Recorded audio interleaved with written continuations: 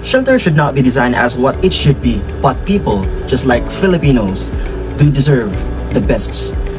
Alam po natin na marami po tayong mga pangarap sa buhay, such as even the small things, bahay. Alam natin na lahat tayo ay nangangarap sa buhay. Kaya, maaari niyo po kaming kontakin because we have a lot of connections. At the same time, I am not just an architect, but I am an architect. We have a lot of designs, several years. We have a lot of connections, such as residentials. We also have hotels designs, and we also have commercial designs, even a lot of resorts. You know, we have a lot of connections through LinkedIn. So, alam po natin na kailangan po natin siguraduhin ang pagdidisenyo ay hindi lang ang pagiging arkitekto, kundi pagiging makatao. Marami po tayong pwedeng gawin sa ating bahay, or even in different kinds of buildings in our resources. Pwede maging natibo or native design, pwede maging Filipino architecture design. We have a lot of different kinds of things in Filipino architecture, and then modernism, Filipinos, and then marami pa po iba.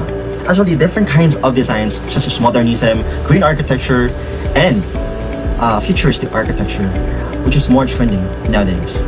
Ang pagdidisenyo ay marami pong aspeto. That's why we have a lot of buildings in different kinds of aspects in the society, even in a community.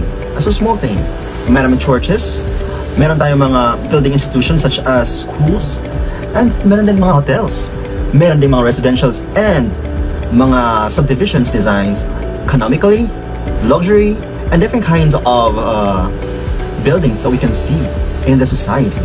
That's why, contact nyo lang kami.